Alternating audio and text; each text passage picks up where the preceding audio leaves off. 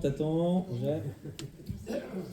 Donc nous, dans notre groupe de travail, nous allons travailler sur un environnement naturel et urbain heureux. Aujourd'hui, notre priorité, c'est Gelos au quotidien. C'est la mobilité, ce sont nos déplacements. Ce sont nos déplacements facilités et sécurisés. Ce sont des espaces de vie agréables et partagés.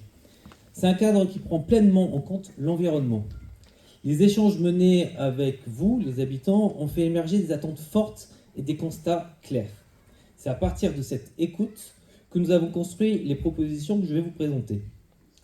Le premier axe est la voirie, la circulation et la mobilité douce. Au quotidien, notre ambition est de faciliter nos déplacements, sécuriser nos trajets et valoriser nos espaces de vie.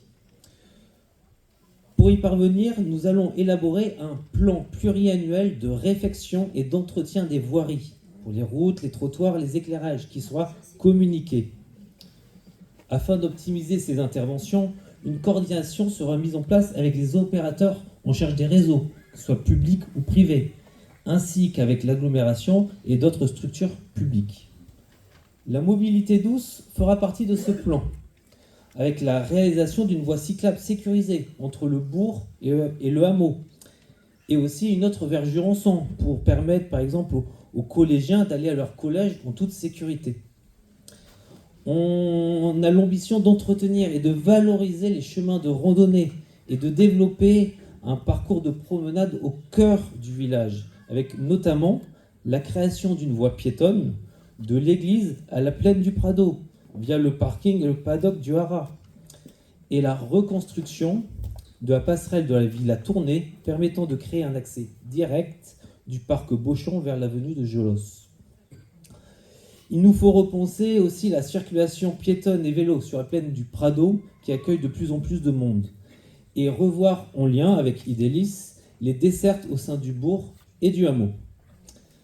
Le deuxième axe, c'est l'urbanisme. À Gelos, notre approche de l'urbanisme vise à améliorer le bien-être dans nos quartiers par la prise en compte de l'accessibilité pour tous, avec des aménagements adaptés pour les personnes à mobilité réduite, pour les jeunes enfants ou pour les personnes âgées. On veut mettre en place du mobilier urbain dans différentes zones de la commune, à savoir des bancs, des aires de jeu adaptés aux différents âges. Nous voulons respecter le tissu urbain existant et mettre fin aux projets surdimensionnés qui ne correspondent pas à l'identité de notre village. Nous demanderons aussi des bailleurs sociaux l'entretien régulier et la rénovation lorsqu'elle s'impose des immeubles existants, par exemple l'ensemble immobilier du Valrian. Enfin, nous souhaitons réorganiser la gestion de l'urbanisme à Gelos en lien avec l'agglomération de Pau, afin d'assurer une gestion neutre, plus efficace et un meilleur accompagnement des administrés. Le troisième axe est le cadre de vie.